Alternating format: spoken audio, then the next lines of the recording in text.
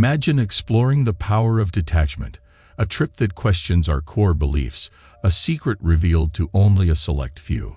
Isn't it controversial? The majority of people believe that love and caring are synonymous with attachment, but today I'm going to share a paradoxical truth. Separation may hold the secret to a happier and healthier existence. Sounds unfeasible? Then, be ready for an unexpected disclosure.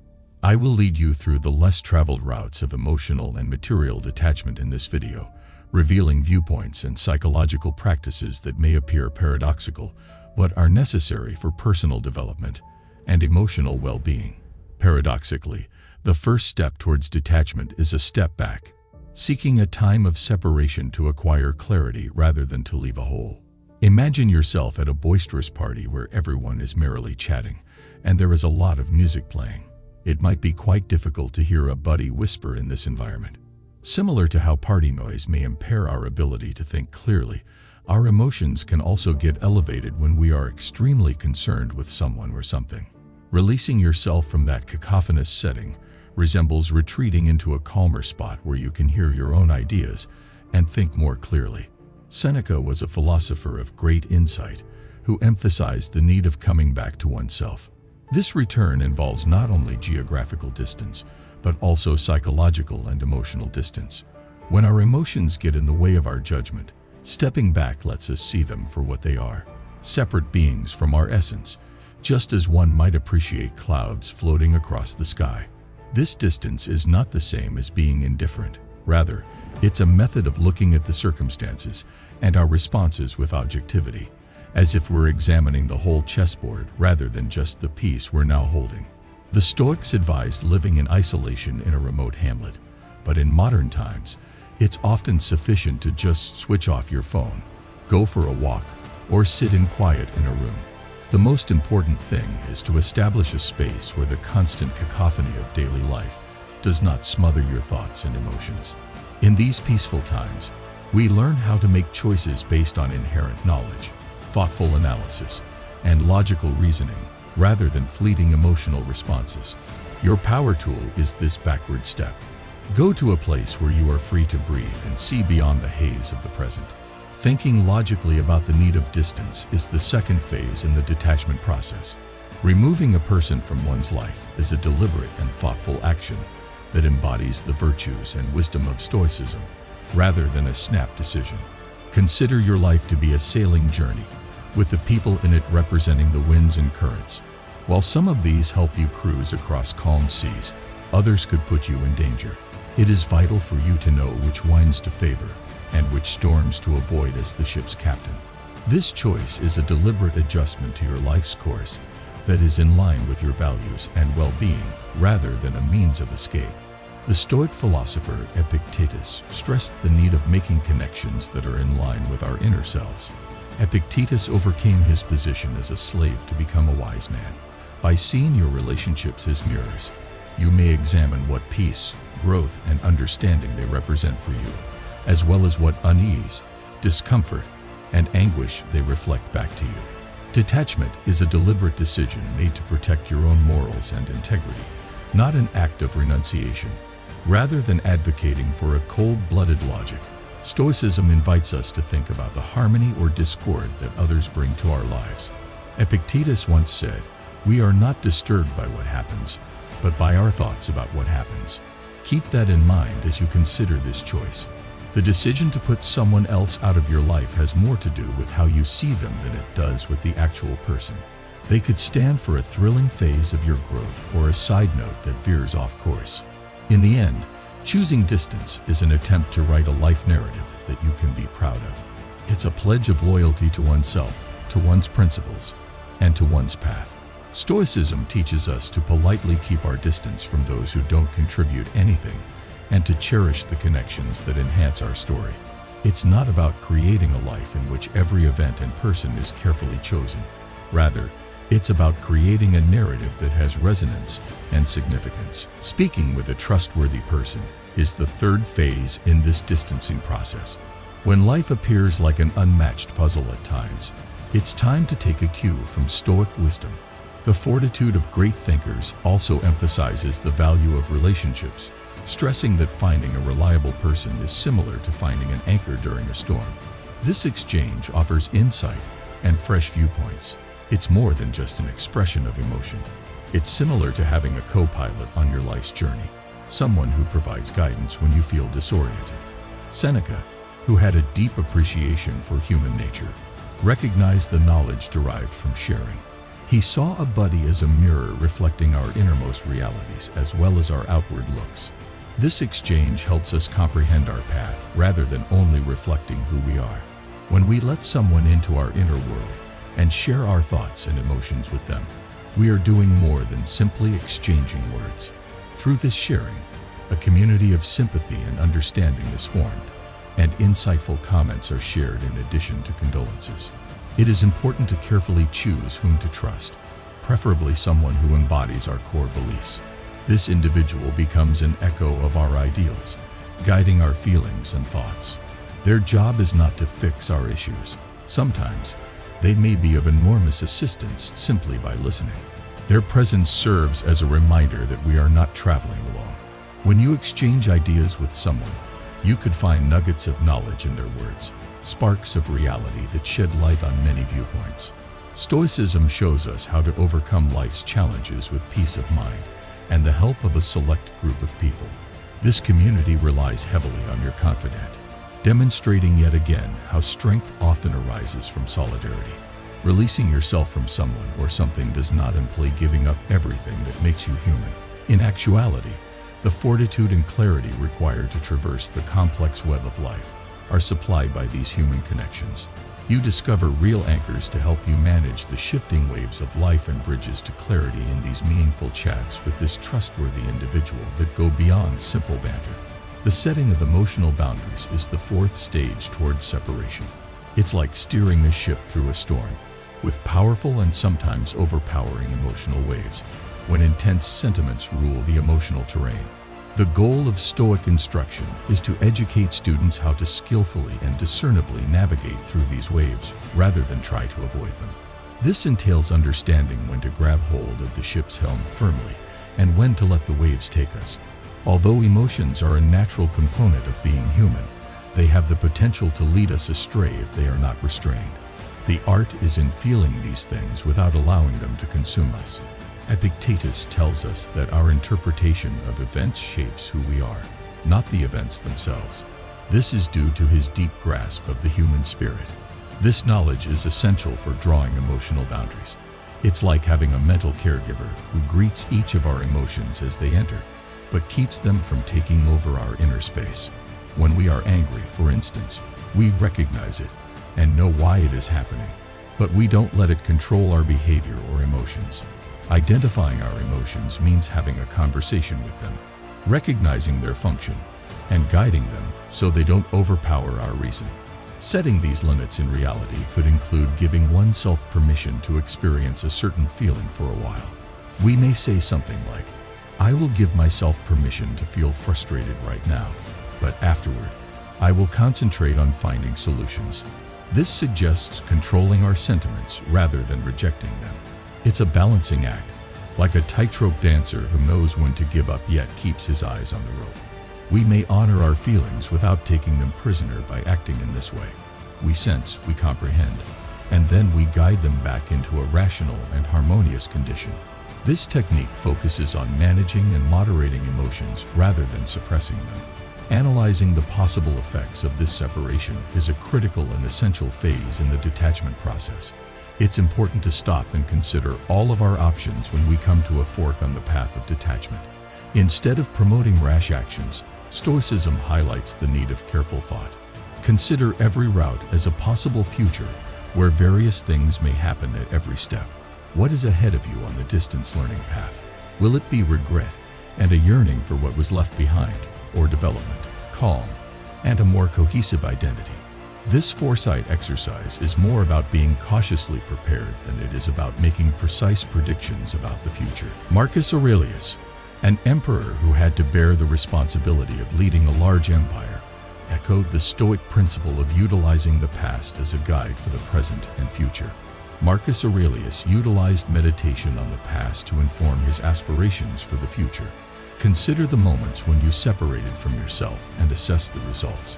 Did you experience clarity and peace, or did you experience loneliness and regret? Make better use of your future by using these reflections as a map and the lessons you've learned from the past. It's also critical to consider how your choice may affect other people. We may reconcile our own demands with the benefit of the group by following Stoicism. When distancing yourself, consider if doing so advances your own growth and makes a good difference in the lives of others. On the other hand, consider whether doing so might lead to damage or misunderstandings. This phase involves linking your well-being with the larger environment in which we are entrenched, rather than only thinking about yourself alone. It's like taking careful steps in a garden, making sure your movements promote plant growth rather than damage. From a Stoic viewpoint, detachment is an exercise in deliberate wisdom, a deliberate choice that considers the intricate web of ties that entangles us as well as the self. Giving oneself a vacation from social media is the sixth stage in the separation process. Think of your thoughts as a calm lake. Now imagine social networks as persistent showers that disrupt that serene surface. Every notice, update, and comparison is a drop that ruins the lake's tranquility. This age-old wisdom, which dates back far before the digital era, provides us with practical advice on how to handle these kinds of distractions. Seneca, contemplating the impermanence of existence, would see social media as a contemporary source of many needless diversions, particularly during the detachment process. Regaining our time and attention and deliberately deciding where to direct our precious energy is the goal of this phase. When it comes to social media, our attention is the most valuable resource. We are not only avoiding a digital overload by removing ourselves from them, but we are also giving our thoughts room to rest and think. It is similar to drawing the curtains to block off the sounds of a busy street, where the din never stops but temporarily takes our attention elsewhere. You are in a serene setting that encourages introspection and comprehension. Taking a vacation from social media is a kind of self-care that involves identifying what motivates and what depletes us, not as a means of escape. During this moment of stillness, observe how your mental state has changed. You feel more at ease, present, and aware of your own feelings and ideas. The core of Stoicism is self-awareness, or realizing what we can manage and letting go of what we cannot. Recognize that even if we can't stop the rain, we still have the option to find cover so we may enjoy the sound of the droplets without getting wet. We discover clarity in silence, even if stopping the usage of social media could seem like stepping off a rushing train. Seneca once said, "When you take a brief break from technology, use that time for enriching pursuits like reading, walking, journaling, or engaging in spiritually fulfilling hobbies." This pause offers an opportunity to reestablish your connection with yourself, a silent time to recover your essence apart from the clamor of the group. The call to intentionally concentrate on your most basic needs comes at the seventh stage of the detachment journey. It is essential that we focus on our inner selves as we go forward on this journey. The core of Stoicism may be found here, an emphasis on the things that are really important to our inner development and welfare.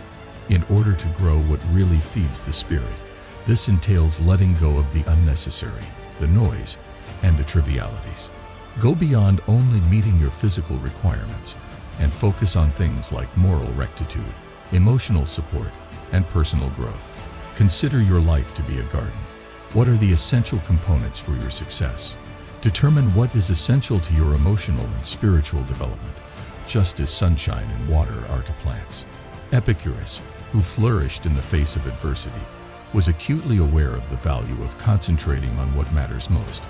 His lessons exhort us to distinguish between what is essential and what is not. According to Epicurus, having few wants rather than having a lot of belongings is the true sign of riches. Apply this theory to your emotional life by considering what you need to be content, dependable, and at peace. Keep in mind that, in a world full with options and diversions, sometimes less really is more.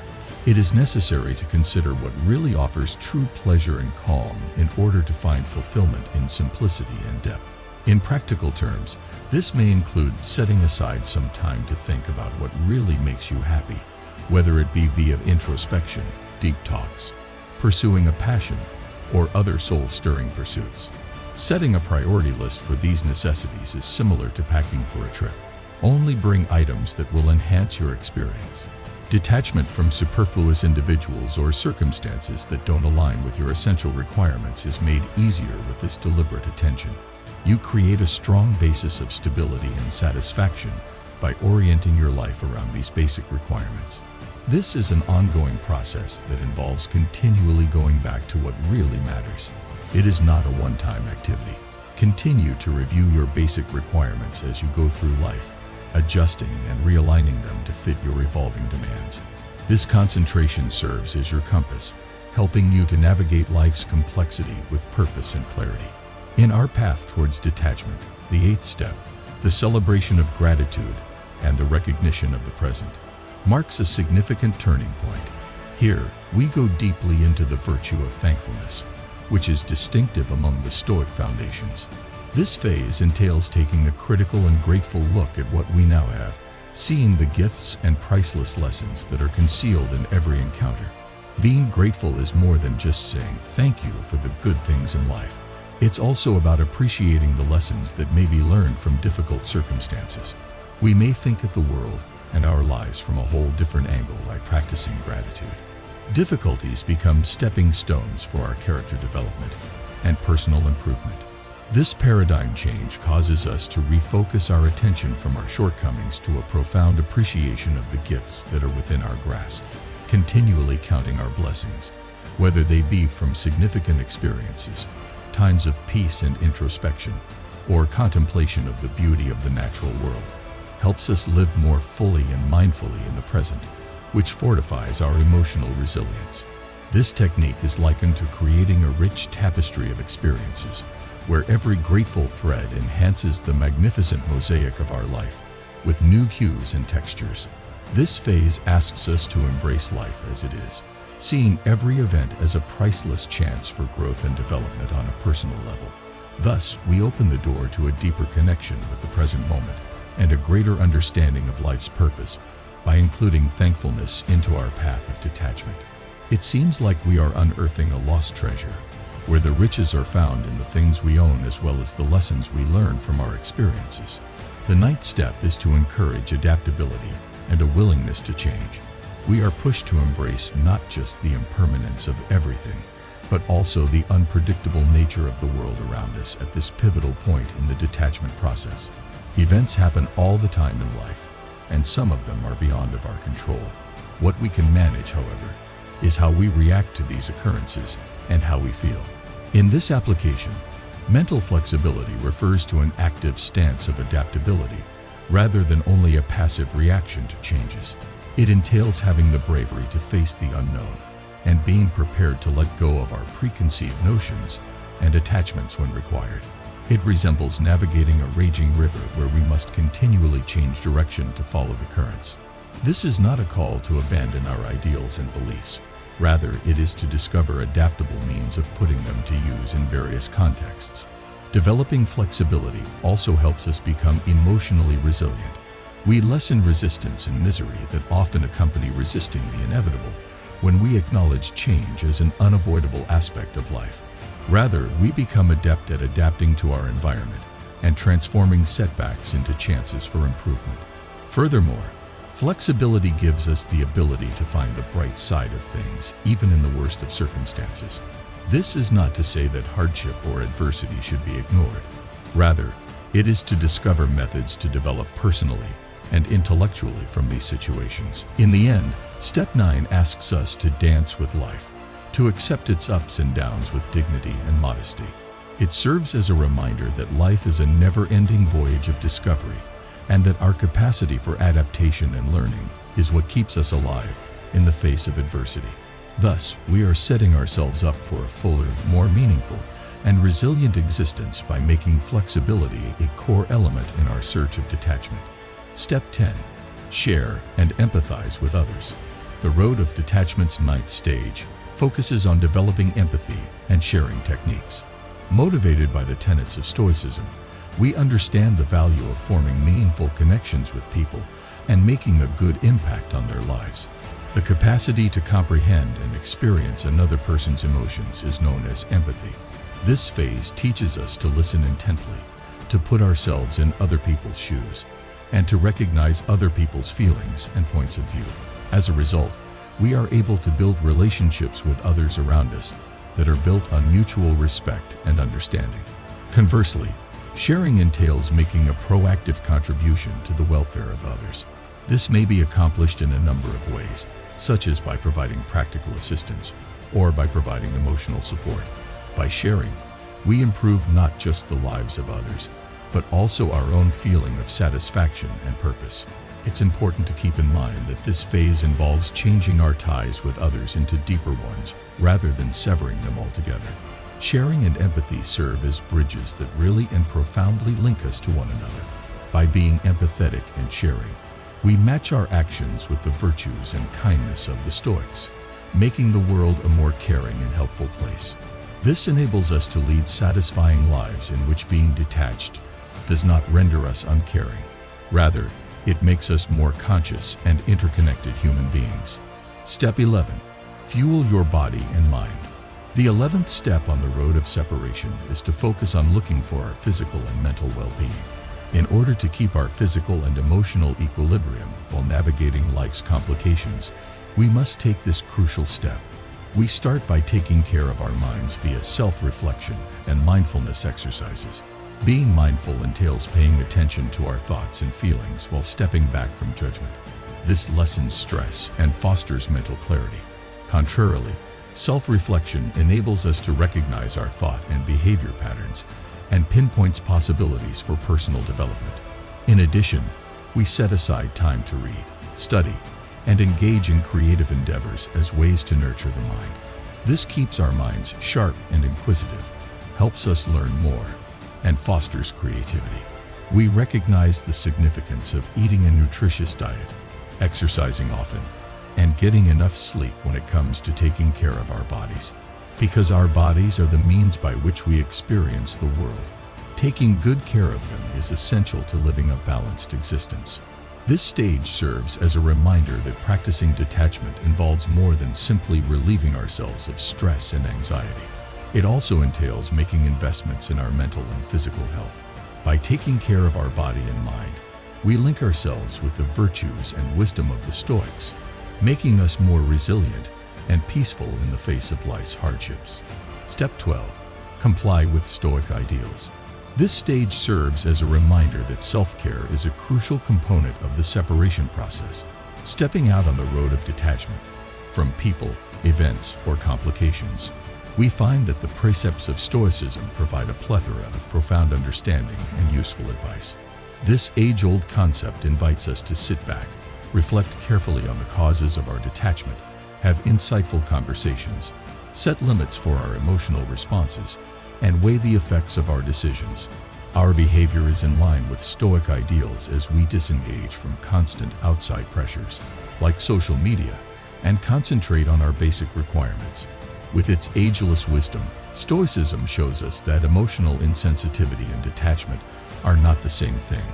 Rather, finding inner peace and perseverance while navigating complex interpersonal interactions and life's obstacles is possible via Stoicism. The tenets of Stoicism are a lighthouse, providing direction and inspiration for leading a life full of morality, discernment, and inner fortitude. This way of thinking not only gives us the tools to deal with life's ups and downs with more grace, but it also gives us the ability to build more meaningful and profound connections with others and with ourselves. Stoicism, therefore, turns out to be a useful roadmap for leading a more mindful and harmonious existence.